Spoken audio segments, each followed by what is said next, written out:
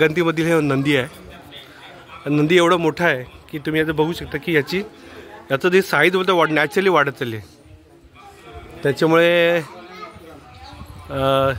पूर्वी बोलते इथे लोक प्रदक्षिण येतो, आता प्रदक्षिण जागा राहिली नाही। हे नंदी बघू शकता तुम्ही, अगदी पिलरपर्यंत पोचलेला आहे। आणि हा मंदिराच्या बाजूला जे डोंगर दिसतात ते जवळजवळ 90 डिग्रीमध्ये आहेत।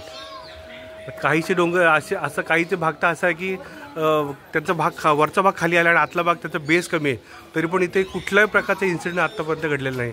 कारण देवाची एवढी पॉवर येते की इथे पावसाळ्यामध्ये पूर्णपणे सगळी चारी बाजूनी वॉटरफॉल असतात, पण कधीही कुठल्या प्रकारचा लँडस्लाईड म्हणजे जमिनी पावसामुळे जे माती किंवा काही दगड खाली पडण्याचा तो धोका असतो तो कधी असा घडला नाही। एवढी ह्या मंदिराची पॉवर आहे। समोर गोपुर मंदिराचं प्रवेशद्वार, तर निश्चितपणे कर्नूल आणि बँगलोरच्या जवळ हे मंदिर आहे।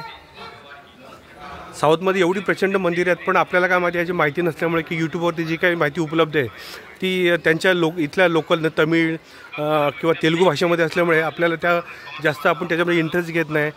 पण इथे जी साऊथमधली जी मंदिरे आहेत ते अतिशय सुंदर आहेत, त्याच्या पाठीमागं एक वेगळी स्पंदन आहेत, व्हायब्रेशन्स। आणि इथं आल्यानंतर एवढं प्रसन्न वाटतं की आपलं खरोखर हिंदू संस्कृती काय आणि पूर्वीच्या आपल्या आता हे जवळजवळ मंदिर हे 1500 वर्षापूर्वीचं आहे।